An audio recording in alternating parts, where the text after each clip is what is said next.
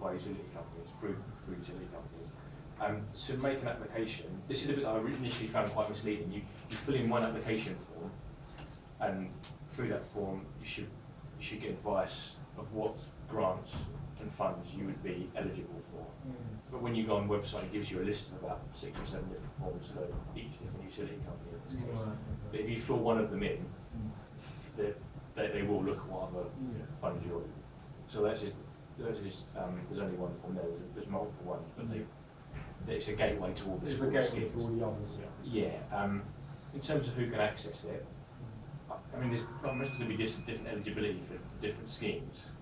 So I put anyone there, but I imagine that if you didn't fit into eligibility for any of the grants or funds, then technically there could be people that weren't eligible for it.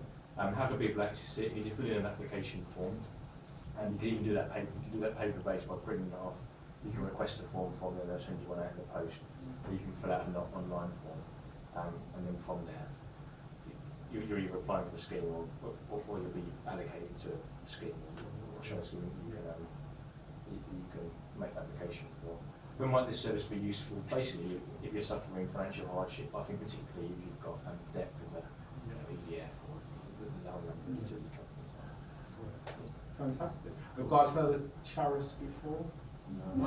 Okay. We've actually had some We've actually had some really good successes with applications to Charis. And the biggest amount we got was through the British Gas Energy Trust, and we got a resident £6,500. A large chunk of it went to clear gas arrears, but I think there was about £3,500 of it went to clear rent arrears.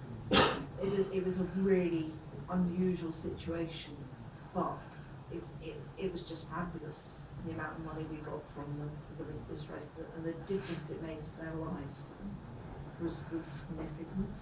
I was assuming, I think this is probably correct, that obviously you have to be a British Gas customer or an EDF customer or whatever to apply for that grant, but that's that's the only.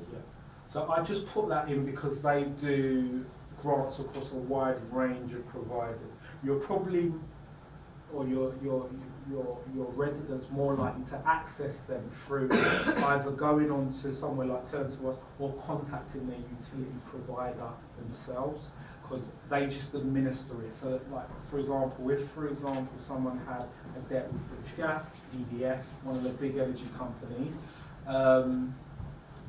Charis administer that, but you just contact your gas provider. You wouldn't actually contact Charis, basically.